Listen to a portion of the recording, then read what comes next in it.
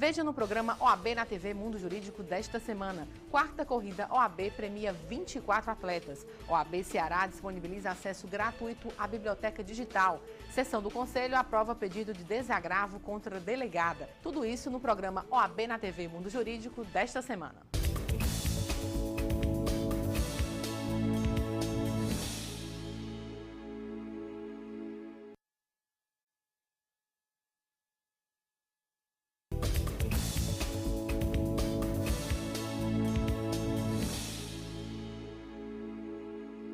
Quarta corrida OAB premia 24 atletas. OAB Ceará disponibiliza acesso gratuito à biblioteca digital. Sessão do Conselho aprova pedido de desagravo contra a delegada. Fique informado sobre as notícias do Judiciário Brasileiro e da Ordem dos Advogados do Brasil. No programa OAB na TV Mundo Jurídico, que começa agora.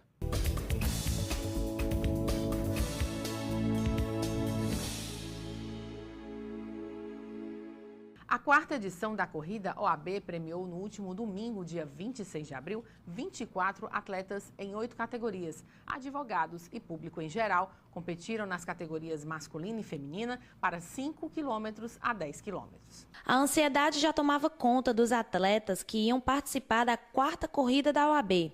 Durante a entrega dos kits, o advogado Jorge Silveira ressaltou a iniciativa da OAB Ceará na promoção de eventos esportivos no estado. Acho que a corrida tem tudo para ser muito legal esse final de semana. Só estou um pouco receoso aí com a chuva, né? Mas se Deus quiser vai fazer um sol bonito aí e tem tudo para ser legal e envolver a cidade toda. E é a primeira vez que tu corre? Não, na corrida da OAB já é a segunda, eu participei ano passado na Beira-Mar e esse ano aqui vai ser na Austin Soares, né? Acho que vai ser bem legal. Para um dos organizadores da quarta corrida da OAB Ceará, Daniel Aragão, este ano a novidade é a mudança do local, que será no terreno onde localiza-se a construção da nova sede da OAB Ceará. Um dos maiores diferenciais desse ano, né, que é a nossa quarta corrida do OAB, vai ser o percurso, né? A corrida foi, nos primeiros 3 anos, foi na nossa Beira-Mar e esse ano já vai ser no terreno da nossa nova sede. Então, acho que sem dúvidas o maior diferencial vai ser esse. Nossa sede que está em construção e já começando com um grande evento como esse, né, que reúne a classe advocacia, não só a classe, como toda a sociedade.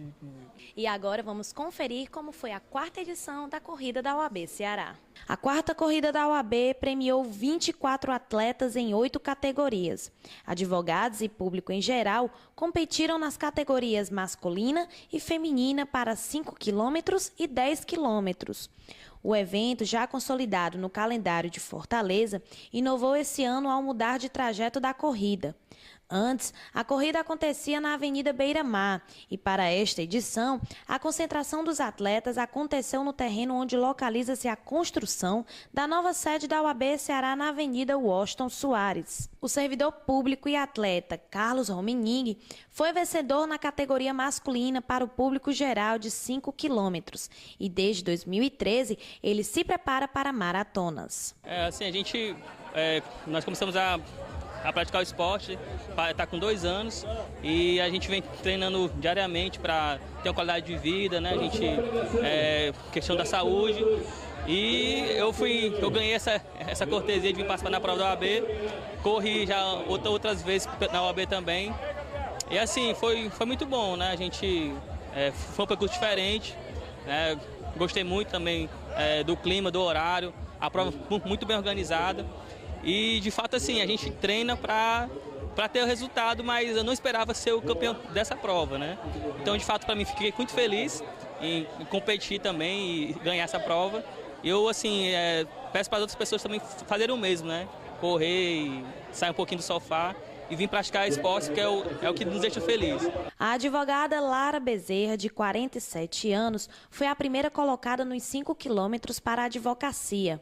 A atleta já incorporou a atividade física no dia a dia e desde a primeira edição da corrida da OAB. Eu já pratico atividade de atletismo há bastante tempo e é uma prática que eu já incorporei no meu dia a dia de advogada. E eu acho, para se buscar qualidade de vida, para se ter uma vida mais saudável, com mais saúde, é muito importante que todos pratiquem, façam uma atividade física. Eu agradeço a iniciativa da OAB de promover essa corrida já na 4ª edição, porque é uma maneira de congregar, né, comunidade, advogados, é uma grande festa. E eu fico muito feliz de estar na 4ª edição, participando, e parabenizo aos organizadores. O advogado Jorge Silveira, que foi entrevistado durante a entrega dos kits, salientou que estava se preparando para correr os 5 quilômetros e revelou que todo o trajeto foi percorrido no tempo estimado por ele. A corrida foi super legal, o percurso sem muitas subidas. O solzinho pegou um pouquinho durante o caminho, mas no geral foi bem legal a participação. Todos os animais têm direito ao respeito e à proteção do homem. Assim determina a Declaração Universal dos Direitos dos Animais. O fato é que, com bastante frequência, a declaração vem sendo descumprida. E para falar sobre os direitos dos animais, nós recebemos agora em nosso estúdio a presidente da Comissão de Defesa dos Direitos dos Animais da OAB Ceará, doutora Ana Carina. Doutora Ana, é um prazer tê-la aqui em nosso estúdio. Prazer é todo meu, é todo nosso, em nome da Comissão de Defesa dos Direitos dos Animais. Agradeço à nossa estimada Ordem dos Advogados do Brasil por abrir esse espaço, por convidar a Comissão de Animais para falar acerca dos direitos dos animais, um tema muito relevante na atualidade e em crescente importância no Brasil e no mundo. Com certeza. Doutora Ana Carina, até recentemente a Ordem dos Advogados do Brasil não tinha uma comissão instituída para tratar sobre o tema. Na realidade, funcionava como uma subcomissão. E é uma decisão da diretoria da Casa de transformar esta subcomissão numa comissão de defesa dos direitos dos animais. Como é que a senhora avalia essa mudança, sair de uma subcomissão para uma comissão específica? Esta transformação deu-se recentemente através do Conselho da OAB, juntamente com a diretoria e a presidência. Foi uma decisão colegiada, submetida sobretudo ao Conselho, e por unanimidade decidiram que deve sim transformar de subcomissão para comissão. Este fato reflete, claro, da importância do tema, e não muda muito com relação ao tratamento interno. Mas demonstra também uma preocupação da entidade em tratar o tema. Há uma preocupação da entidade em tratar o tema, tendo em face os recentes acontecimentos sociais, sendo fonte do direito não só o direito formal, mas o direito material. E o direito material advém dos fatos, das ocorrências, a quantidade de demandas e a importância e a relevância desse novo direito que nasce. Com certeza, o direito, na realidade, nada mais é do que um fato social valorado. A partir do momento que se aplica um valor a determinado fato, daí então surge o direito, não é verdade? Exatamente. Doutora Ana Carina, vamos falar um pouco sobre o papel, as atribuições desta comissão. Até então, enquanto subcomissão, nós desempenhávamos um papel bastante parecido com o da comissão. Né? Nossas reuniões, com frequência, debatemos frequência semanal inicialmente, passamos para quinzenal, atualmente são reuniões especificamente mensais, onde debatemos temas das causas animais, não só na cidade de Fortaleza, mas em todo o contexto do Ceará. Claro. Né? Recebemos já muitas denúncias de cidades do interior onde estavam ateando fogo nos cães. Isso foi resolvido, graças a Deus, através de um delegado de polícia que resolveu a situação. Tivemos outra denúncia de cães mortos com câmara de gás, também foi providenciada as medidas necessárias junto ao Conselho Regional de Medicina Veterinária, ao Ministério Público Estadual e à própria instituição que estava sendo alvo da denúncia. Nós também realizamos recentemente, no mês passado, uma palestra onde trouxemos o promotor de justiça do Estado de São Paulo, Laerte Fernando Levay, autor de diversos livros e artigos acerca do direito dos animais. Foi realizada no dia 13 de março, na ESA, que é a antiga FESAC. Hoje, Escola Superior de Advocacia. Escola Superior de Advocacia. Na ocasião, emitimos certificados que serão aproveitados pelos bacharelandos em direito nas suas universidades. Claro. E também, na ocasião, nós confeccionamos e distribuímos os adesivos que a OAB preparou para a Comissão de Defesa dos Direitos dos Animais. São adesivos para serem colocados no carro e em instituições como escolas, hospitais veterinários, clínicas veterinárias, e temos 2 modelos. Na realidade é uma campanha, né? Animais também têm direitos. É uma campanha para mostrar, né, à sociedade a necessidade da inclusão social dos direitos dos animais. E isso aqui eu já vou presenteá-lo. Obrigado. É seu, coloque no carro, nas instituições por onde passar. Doutora Ana Carina, Faça bom uso. vamos falar um pouco agora sobre a legislação vigente. Os projetos também, não? Mas no final do programa a senhora vai destacar os projetos, mas eu gostaria que a senhora agora ressaltasse qual é a principal legislação que trata do assunto, além da Lei 9.605, é evidente, a Lei dos Crimes Ambientais, e também da Declaração Universal dos Direitos dos Animais. A senhora poderia ressaltar? Posso, sim. Eu poderia ainda falar algo das atividades que já realizamos. A OAB promoveu a OAB na escola e a nossa comissão, na ocasião subcomissão, participou das OABs na escola. Levamos o conteúdo do Direitos dos Animais às escolas públicas do estado do Ceará. Ótimo. Isso foi muito importante para a conscientização e houve uma grande receptividade por parte dos alunos. Já foram publicados 2 artigos jurídicos acerca do direito dos animais, um na Escola Superior do Ministério Público do Estado do Ceará, outro está publicado na Revista Brasileira de Direitos dos Animais, de repercussão internacional, ela é divulgada em várias línguas, e a terceira, que está sendo publicada na LFG, que é o resultado da especialização em Direito Constitucional, que foi um artigo jurídico também na esfera do direito dos animais. Gostaria agora que a senhora passasse para a legislação. Destacasse a legislação vigente. Obrigada. A legislação vigente, nós temos a Constituição Federal de 88, que é a Carta Maior, nossa Carta Maior.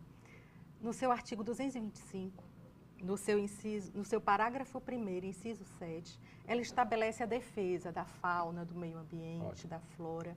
Temos ainda o Decreto-Lei número 24645 de 1934, que foi feito por Getúlio Vargas, mas ainda encontra-se em vigor.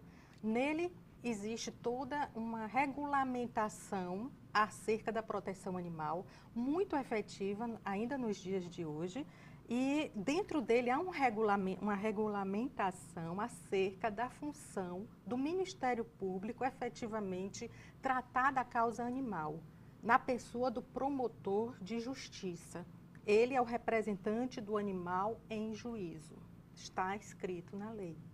E também ele define os maus tratos, também neste decreto, né? A Lei dos Crimes Ambientais é outra lei que nós temos muito... A 9.605. Nela nós temos um item específico dos crimes contra a fauna, onde são incluídas as modalidades de penalidades e as tipificações. Existem muitas outras leis específicas, né? E o DUDA, que é a Declaração Universal do Direito dos Animais, proferida pela ONU. A ONU proferiu essa declaração já faz muitos anos, na mesma vertente que também proferiu a Declaração Universal dos Direitos Humanos. O mesmo órgão que fez a Declaração Universal dos Direitos Humanos fez a Declaração Universal de Direitos dos Animais. E o Brasil é signatário da Declaração Universal dos Direitos dos Animais. Excelente. Doutora Ana Carina, eu queria que a senhora destacasse aqui para os nossos telespectadores como é que tem sido o comportamento dos tribunais nos últimos anos no que diz respeito às demandas envolvendo os crimes ambientais, os maltratos contra os animais. Como é que tem se formado essa jurisprudência? Nós temos observado uma vertente muito favorável aos direitos dos animais, desde a justiça comum aos tribunais e, sobretudo, no STF. No ano de 2005, nós tivemos um marco jurídico que influenciou muito no direito dos animais, que foi o primeiro habeas corpus habeas corpus, que é concedido a sujeito de direito, um remédio constitucional do artigo 5º, onde diz que ninguém, todo aquele que se sentir coagido na sua liberdade de locomoção, impetrará habeas corpus. Foi concedido a um chimpanzé e foi deferido e foi favorável. E o chimpanzé obteve um habeas corpus. Quem conseguiu esse primeiro feito no Brasil, segundo as minhas pesquisas, foi o primeiro. Em 2005, foi um promotor da Bahia.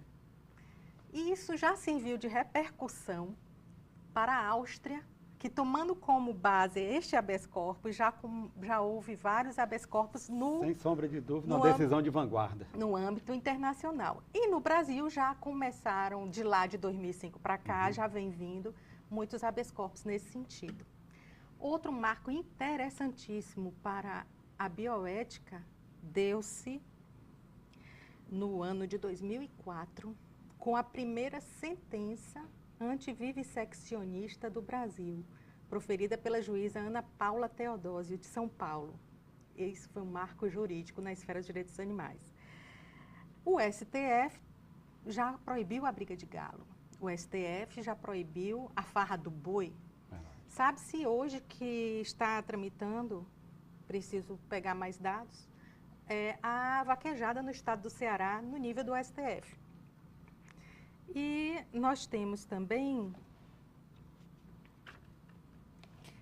o direito à escusa de consciência, que foi já obtida com sucesso para alunos que estudam na área de saúde e que não querem participar nas suas aulas de experimentação animal, porque isso ofende a sua consciência, a sua integridade, a sua dignidade, por ter um nível de sensibilidade, de cultura mais evoluído. Isso foi conseguido a partir do promotor de justiça, Laerte Fernando Levay. E os tribunais têm acatado com bastante abertura essa prerrogativa do aluno da área de saúde em não utilizar animais nas suas aulas de experimentação. E a partir daí tem se visto a criação de métodos alternativos nos ensinos para o estudo e o conhecimento, né, do corpo humano e da ciência da saúde. A Universidade Federal de Santa Catarina foi proibida de realizar experimentações animais em suas aulas também. Até porque já é bastante conhecido que os métodos alternativos já estão em vigor, já existem, e muitos juízes estão se pautando nesse pré-requisito para fazer valer o direito e, sobretudo, o direito dos animais, que é a missão maior do direito, é fazer valer aquilo que é para ser justo para a sociedade, para o meio ambiente. Doutora Ana Carina, quais são as metas, os planos da Comissão de Defesa dos Direitos Animais da OAB Ceará daqui para frente, para o segundo semestre deste ano? Certo. Gostaria de salientar ainda um item. Ano passado, no direito comparado, Portugal, país, integrou na sua legislação maus-tratos como crime, maus-tratos aos animais. Então, Portugal já passa a penalizar os maus-tratos. Acho tardio, mas já começa a existir a partir de 2014. Este ano, especificamente ano passado também, o Código Civil francês modificou o status da natureza jurídica dos animais. Lá os animais deixaram de ser coisa e passaram a ser senciente. Então, existe já um precedente para a mudança do status jurídico do animal. E aqui no Brasil, que já entro no tema das nossas próximas lutas, né, e buscas e projetos, nós estamos observando o projeto de lei 6799 de 2013, de autoria do Dr. Ricardo Zara. Nesse projeto, ele prevê, igualmente como na França, a atualização, a correção do status da natureza jurídica dos animais no arcabouço jurídico brasileiro, que está ultrapassado, obsoleto. um direito, para ser justo, não pode ser antropocêntrico. Nós vivemos no planeta Terra, chegamos aqui como animais, somos animais e temos que respeitar os outros animais. Isso é atualização, é cultura, é forma de saber viver e preservar a justiça social, ambiental, o respeito ao outro, né? Quando houve, em 2012, a descoberta e a declaração ao mundo, na Universidade de Cambridge, no Reino Unido, de que os animais possuem consciência, um manifesto que foi assinado por 25 neurocientistas famosos, o Philip Lowe, e inclusive estava presente um neurocientista, um cientista famosíssimo, que ele tem uma doença degenerativa e ele fica em cadeira de rodas. E só realmente com muita precisão, com muito critério científico, eles declararam que os animais possuem consciência. Estudaram a mente dos mamíferos, aves, pássaros e declararam que não são só sencientes, ou seja, não só possuem a capacidade de sentir dor ou prazer, como prevê já o Código Civil francês, mas avançaram para um grau de constatação fática e jurídica, digo jurídica porque o direito acompanha o fato, científica, de que, e o fato é fonte material do direito. Então, em suma, os animais, além de ser sencientes, que já é fato comprovado, surgiu uma novidade recente, em 2012, de que são seres conscientes. E isso vai repercutir de uma forma ética, jurídica e de comportamento e conduta na sociedade, o que fará com que novas leis vão ser editadas. Sem sombra de dúvida. Novo modelo educacional vai passar a surgir na sociedade e novas condutas e hábitos passarão a incorporar a vida dos indivíduos a partir destas recentes descobertas. E nós estamos vendo nascer de um novo direito, de uma nova consciência social. E, pautados nisso, estamos traçando os nossos novos objetivos, que consiste, evidentemente, em manter o papel de educadores como segundo papel. Educadores, porque toda mudança, toda demanda de mudança de hábito e conduta, ela passa necessariamente pela mudança na forma da educação. Infelizmente, nós estamos chegando ao final da nossa entrevista. O programa OAB na TV Mundo Jurídico agradece a sua participação, faz votos de que a Comissão de Defesa dos Direitos dos Animais, que agora posso dizer comissão, atinja todos os seus objetivos no sentido de proteger os nossos animais, proteger o meio ambiente de uma forma genérica, e abre agora espaço para suas considerações finais. Eu agradeço a excelente entrevista, a escolha dos temas a serem abordados aqui nesse momento. Agradeço a oportunidade concedida pela TV, Câmara, pela OAB e agradeço, sobretudo, a toda a sociedade que luta em prol dos direitos dos animais, reconhecendo que todos somos animais, uns humanos, outros não humanos, mas vivemos dentro do mesmo planeta e precisamos ter uma convivência harmônica e respeitosa. E agradeço, finalizo agradecendo a Deus, desejando muita paz e muita harmonia neste planeta. Ivelise Maia. E a seguir, OAB Ceará disponibiliza acesso gratuito à biblioteca digital. E veja também, sessão do Conselho aprova pedido de desagravo contra a delegada. A gente volta já.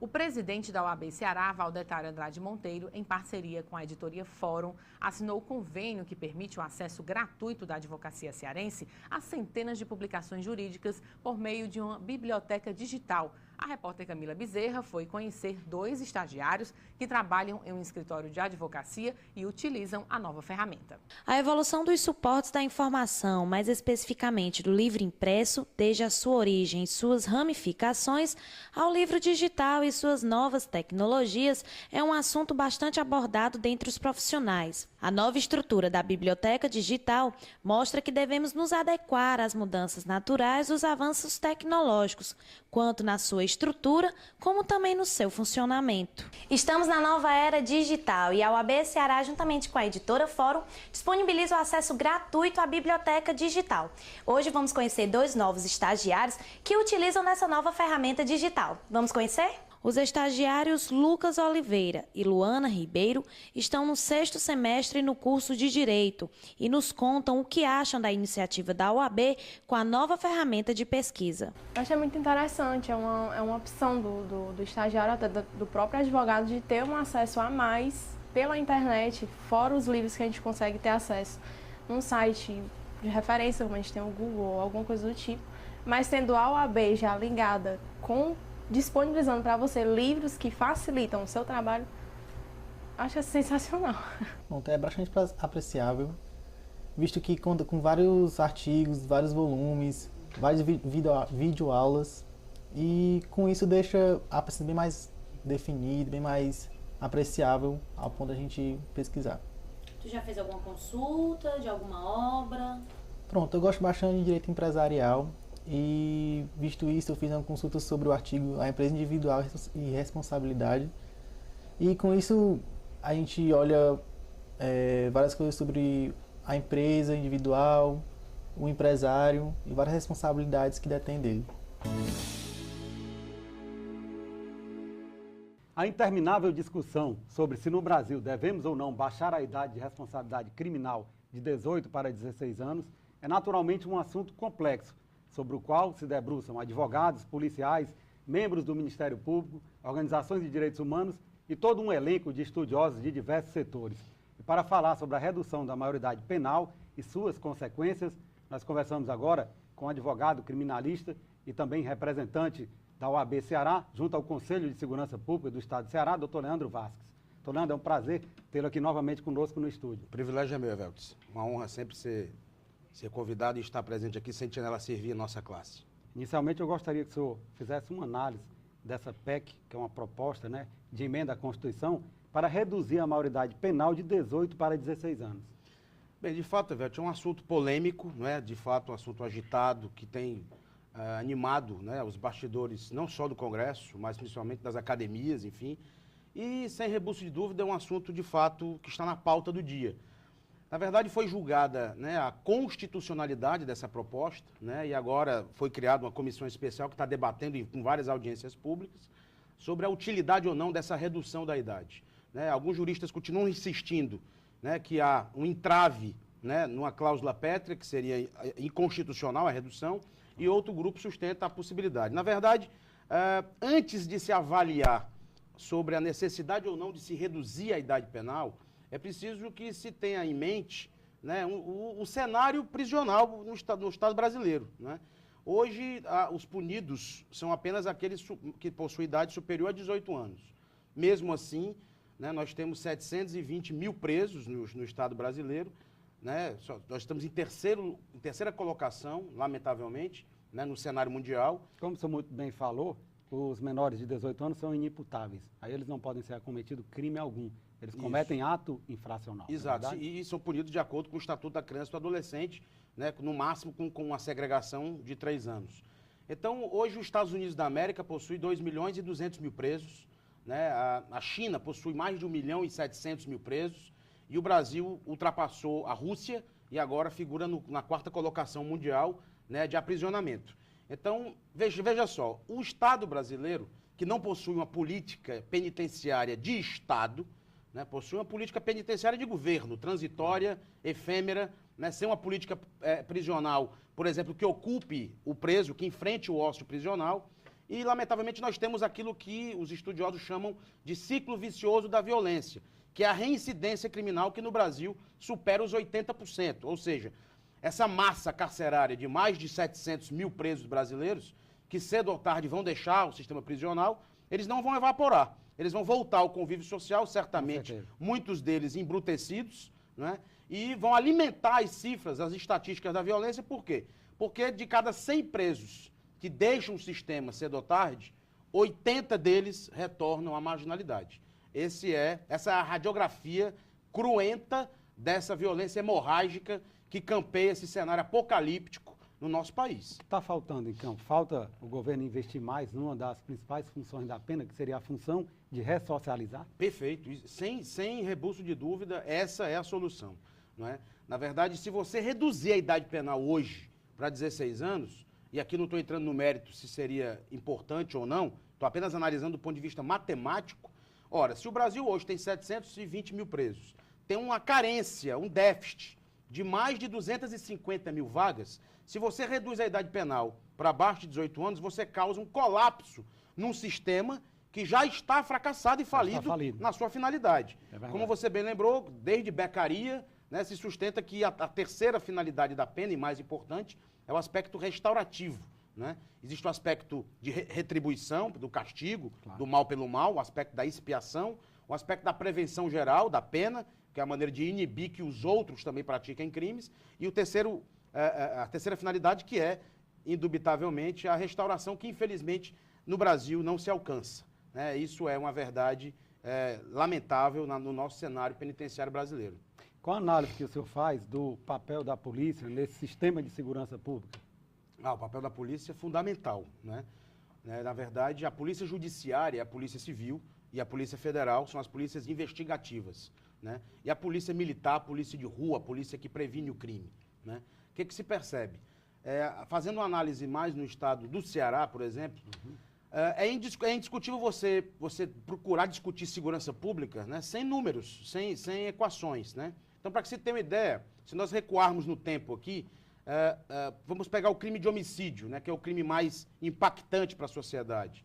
Né? Na década de 80, no governo Virgílio Távora, nós tínhamos cerca de 440 homicídios por ano. Obviamente que a população era outra, né, mas mesmo assim, essa proporção a que se chegou agora, recentemente, ela é inimaginável. Né? Nos governos seguintes, mais próximos, por exemplo, o governo Tasso Gereissati, né, que foi eleito em 86 e deixou o governo mais adiante, o governador Tasso, ele conclui o seu governo com cerca de 1.600 homicídios por ano. Né? Margem essa que é assumida pelo então sucessor, governador posterior, Lúcio Alcântara, que pega com mais ou menos 1.700 homicídios por ano. O governador Cid Gomes, o ex-governador, ele assume o nosso estado com essa média de 1.600 homicídios por ano, né? 1.700 homicídios por ano. Ocorre que ele conclui o seu segundo mandato com 4.400 homicídios por ano. Portanto, triplicou o número de homicídios no último governo que é preciso forçosamente reconhecer, né? O que foi o governo que mais investiu em segurança pública nos últimos tempos. Para que se tenha ideia, o governo Cid Gomes investiu o dobro de recursos que o governo anterior, o governo Lúcio Alcântara, destinou à segurança pública. E reformas de delegacias, construção de prédios, a criação da academia de polícia, a academia integrada, as viaturas novas, enfim, houve um investimento brutal, indiscutivelmente, em segurança pública, mas, lamentavelmente, o número de homicídios, por exemplo, triplicou. Né? No segundo governo Cid Gomes, nós tivemos uma explosão, né, de estatística com relação a assalto a bancos, explosões a bancos, na verdade. Enfim, e realmente é o grande drama. Agora, enquanto não se investir no homem, será uma brincadeira de enxugar gelo. Porque, veja só, a Polícia Militar do Estado do Ceará, segundo dados da ONU, nós precisamos de um policial para cada 250 habitantes. Isso quer dizer o quê? Que o nosso Estado precisaria ter cerca de 35 a 40 mil policiais militares. O que nós temos hoje, com essa última turma que ingressa? Cerca de 17 mil policiais militares. Ou seja, bem distante, uma distância amazônica do ideal. E o que é mais grave, destes 17 mil policiais militares, o grande problema é que a maioria deles não está disponível para a população, porque 10% está de férias. Outra porcentagem está destinada, 2 mil deles estão destinados ao Poder Executivo, Legislativo, Judiciário. Outro grupamento considerável está gozando de licença de tratamento de saúde. E aí acaba que na prática desses 17 mil, nós não temos 8 mil. E desses 8 mil, perceba a distância de grandeza oceânica. Nós precisaríamos de 40 mil policiais militares. Com relação à Polícia Civil, o drama ainda é pior, é mais grave. A Polícia Civil do Estado do Ceará, ela tem hoje cerca de 2.500 homens, entre delegados, inspetores, escrivães e peritos. Na década de 80, na época em que Vigílio Távora era o governador do Estado do Ceará, a Polícia Civil tinha mais do dobro do efetivo. Nós tínhamos cerca de 5 a 6 mil homens na Polícia Civil, que é a polícia investigativa, que é a polícia que dedica fôlego em descobrir, em desvendar as autorias dos crimes.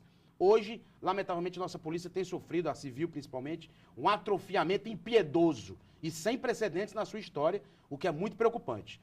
E este cenário é o cenário que nós vislumbramos até o ano passado e, obviamente, temos, né, a sensação de que isso possa vir a mudar, que será providencial para o Estado do Ceará. O senhor me falava num ponto bastante importante, que era a questão do desvirtuamento da atividade policial, notadamente da Polícia Civil, que faz o papel de polícia judiciária, ajuda o Estado na persecution criminis. Então, o senhor falava que existem uma série de policiais dentro das delegacias cuidando da porta de xadrez. Isso tem prejudicado o sistema de segurança pública? E muito, né? Na verdade, como há aquilo que eu falei no início, o ciclo vicioso da violência, a reincidência criminal, né? A carência de uma política penitenciária, né, de Estado que frature essa continuidade delitiva do indivíduo, então acaba havendo o quê? O indivíduo deixa de ser preso um dia, mas ele volta à marginalidade. E aí começa novamente esse circuito. As delegacias ficam superlotadas, represadas de homens, a polícia judiciária, como você bem destacou, absolutamente desvirtuada da sua finalidade, que é de investigar o crime. Né? Na verdade, a polícia fica servindo de agente carcerário, transportando o preso para a audiência. E isso é absolutamente preocupante. Então, na verdade, o que é preciso? Um gestor precisa lembrar, né, de que no Príncipe de Maquiavel, Nicolau Maquiavelli, que foi secretário de Finanças de Florença, que escreveu O Príncipe, que muitos desvirtuam também a interpretação do livro do Príncipe, O Príncipe, na verdade ele dizia ali o quê? Que o rei, ele precisa se preocupar com o soldo da sua tropa. É a primeira preocupação. Ou seja, nós temos que ter uma polícia bem remunerada, motivada, estimulada para trabalhar. E é isso que estava faltando. Né? E este cenário é o cenário que nós esperamos que seja transformado. Porque não se trata de segurança pública sem uma equação ideal de efetivo. Não adianta, você pode ter excepcionais policiais, mas se eles estiverem em número absolutamente desproporcional ao número da população, e o pior, desmotivados, com remuneração absolutamente tímida e acanhada, nós teremos uma segurança pública pinoquiana, mentirosa e de enganação para a população. Doutor Leandro, quais serão as consequências práticas caso a proposta de emenda à Constituição, reduzindo a maioridade penal de 18 para 16, seja aprovada no ordenamento jurídico pátrio? Qual será a repercussão? Notadamente no Estatuto da Criança e do Adolescente, que traz as medidas socioeducativas aplicadas aos menores. Sem dúvida haverá uma derrogação, ou seja, uma revogação em parte do Estatuto da Criança e do Adolescente no que diz respeito aos menores que vão se situar entre os 16 anos acima, né? E, lamentavelmente, teremos aquilo que frisei anteriormente, que seria um impacto, um colapso do sistema prisional, né? Porque o que o Brasil padece é de uma inflação legislativa, na verdade. A cada ano, né, se discute um tema, tentando fazer com que uma lei tenha o dom mágico de transformar a realidade e de aliviar os índices da violência. Né? Quando a violência tem se transformado em epidemia, justamente por carência de políticas efetivas. Né? Por falar nisso, aqui no estado do Ceará, nós temos visto o atual governador, né, com um espírito desarmado, dialogando, eu acho que isso é positivo, dialogando com a tropa, dialogando com a Polícia Civil, né, já manifestando a possibilidade de reformular as viaturas, né, por uma solução mais econômica. Acho que o caminho é por aí. Né? Acredito que nós tenhamos aí alguns anos, né, com algum horizonte venturoso, muito embora seja inadiável que o governador do estado do Ceará realmente se debruce sobre a questão vencimental da Polícia Civil e da Polícia Militar, e com o tempo, com esses 4 anos que ele possui aí, ele estude a possibilidade de adequação do efetivo proporcionalmente à população do Estado. Aí sim nós teríamos uma segurança pública de verdade e não a segurança pinoquiana como nós temos tido até agora. Doutor Leandro, infelizmente nós estamos chegando ao final da entrevista. O programa OAB na TV Mundo Jurídico agradece a sua participação e abre espaço para as suas considerações finais. Não, eu agradeço, Evelt. Na verdade, eu represento com muita honra a OAB no Conselho Estadual de Segurança Pública, que é um conselho que certamente terá uma atuação importante agora nesse novo projeto que se descortina no governo do Estado, que é o Ceará Pacífico, que será conduzido pela vice-governadora Isolda Sela. E, enfim, a OAB está lá sentinela, né, atuando, debatendo números, trazendo sugestões, inclusive de outros estados, de outros países, experiências exitosas. E esse é o papel, né, de uma entidade da OAB, da envergadura da OAB, da história da entidade OAB, que é de somar juntamente com o poder público, né, e mantendo sua independência, sua harmonia e principalmente sua combatividade. De modo que eu agradeço o espaço, falando em nome da Ordem e do Conselho Estadual de Segurança Pública. Muito obrigado. Obrigado. Ivelise Maia. O Conselho Seccional da OAB Ceará aprovou com aclamação o pedido de representação contra a delegada e 8 policiais da Divisão de Homicídio e Proteção à Pessoa. Confira. O Conselho Seccional da OAB Ceará aprovou com aclamação o pedido de representação contra a delegada e 8 policiais da Divisão de Homicídio e Proteção à Pessoa, DHPP. O pedido foi apresentado e votado na sessão ordinária do Conselho Seccional na última quinta-feira e vai submeter à Controladoria Geral de Disciplina dos Órgãos de Segurança Pública, Sistema Penitenciário do Estado do Ceará e Ministério Público Local. O motivo do pedido de desagravo foi a agressão sofrida pelo advogado Carlos Rebouças no último dia 15 de abril. O processo foi relatado pelo advogado Eduilton Francisco de Vasconcelos Barros e a decisão foi tomada pela Comissão de Defesa das Prerrogativas do Advogado, durante a reunião realizada no último dia 20 de abril, em razão das agressões sofridas pelo advogado Carlos Rebouças no dia 15 de abril. Em instantes, uma entrevista com o presidente do Tribunal de Ética e Disciplina da OAB Ceará, José Damasceno Sampaio. Veja ainda as dicas de concursos com inscrições abertas em todo o Brasil. Já, já.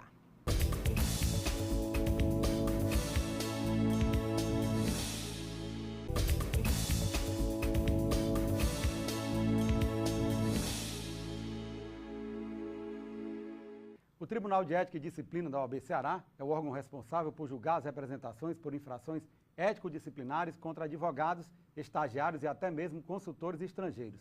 A repórter Camila Bezerra conversou com o presidente do Tribunal de Ética e Disciplina da OAB Ceará, José Damasceno Sampaio, sobre o trabalho realizado pelo tribunal, além de fazer um balanço estatístico dos processos feitos em 2014 e no início de 2015. O Tribunal de Ética e Disciplina da OAB Ceará está destinado a orientar e aconselhar a ética dos profissionais. Estamos aqui com o doutor Damasceno Sampaio, presidente do Tribunal de Ética e Disciplina da OAB Ceará.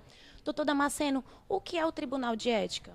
O Tribunal de Ética é um órgão composto por mais de 30 membros, advogados que tenham mais de 10 anos de atividade, que nunca tenham sido punidos, e tem como finalidade a fiscalização do exercício da advocacia pelos advogados, estagiários e sociedade de advogados, e também a prevenção, para que não ocorram as infrações disciplinares ou éticas. Para tanto, nós visitamos, às vezes, os colégios, já na sua base, as faculdades de Direito, participamos de eventos, fazemos comunicações, seminários, tudo no sentido da prevenção. Mas a função maior hoje é exatamente de controlar o exercício da advocacia, primando para que o advogado cumpra com o seu dever e tenha em si um defensor da sociedade. E como é que esses processos chegam ao Tribunal de Ética? Os processos chegam por 2 caminhos. Primeiro, da representação, quando o interessado procura diretamente a OAB, o tribunal. E segundo, pela informação, que pode vir através de comunicação de autoridade, de notícia de jornal, de notícia dos meios de comunicação. Então, chegando por esse meio, nós fazemos a instauração do processo, que nós chamamos de instauração de ofício. E no primeiro caso, é a representação propriamente dita, que nós recebemos a representação e passamos a apurar o cometimento das infrações dentro de um procedimento legal em que haja a preservação da ampla defesa e do contraditório. E o TED faz algum trabalho preventivo? Sim, como eu disse no início, nós procuramos sempre orientar no sentido de que se evite o cometimento da infração.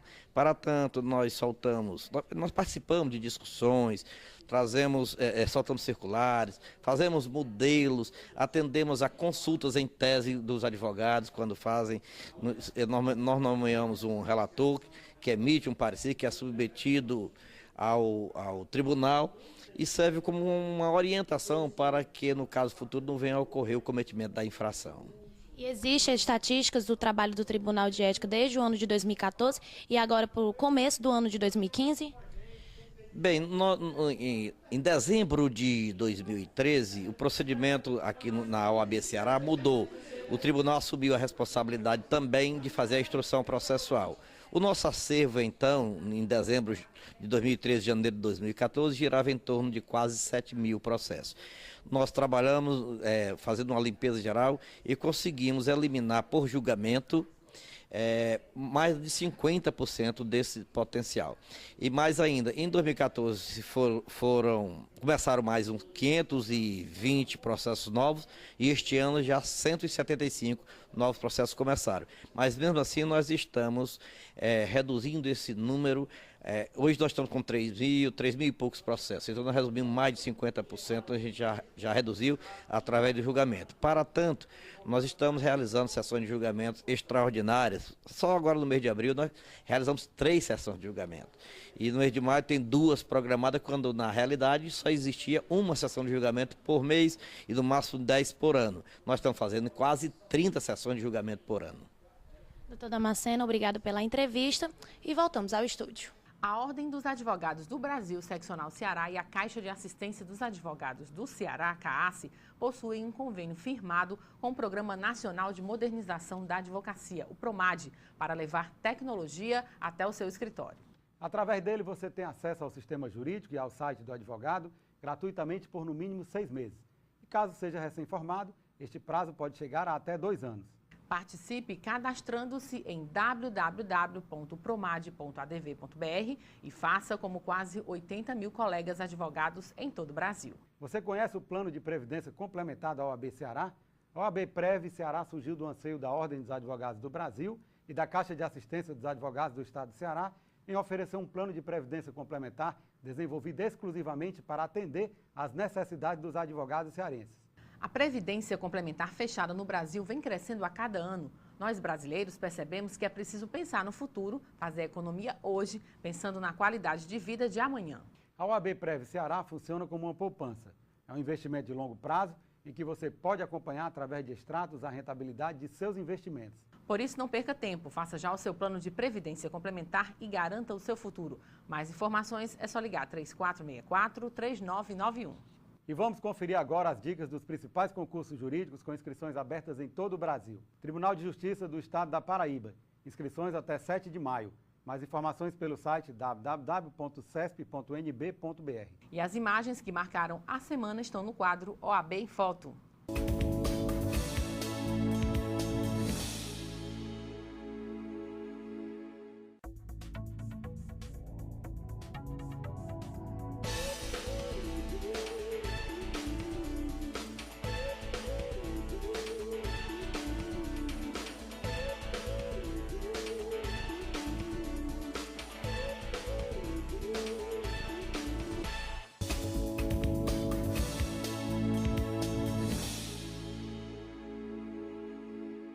E o programa de hoje termina aqui. Lembrando a você que o programa da Ordem dos Advogados do Brasil, Secção Ceará, é transmitido na TV Fortaleza, canal 61.4, às quartas-feiras às 19 horas, com reprises às quintas-feiras às 7 da manhã e aos sábados às 13 horas. Assista também um programa inédito na TV O Povo, canal 48, às quartas-feiras às 23 horas, com reprise às sextas às 11 da manhã, aos sábados às 22h45 e aos domingos às 11h15 da manhã, ou através do site da OAB Ceará. Todos os nossos programas também estão disponíveis no canal no YouTube, OAB-CE na TV. Fique informado sobre as atividades da Ordem dos Advogados do Brasil, Secção Ceará, no OAB na TV Mundo Jurídico, o programa do advogado cearense. E você tem um canal direto com a gente através da página do programa também no Facebook e no Twitter, @OABCE. Ou se preferir, mande um e-mail, oabnatv@oabce.org.br. Obrigado pela sua companhia e até a próxima semana. Até lá.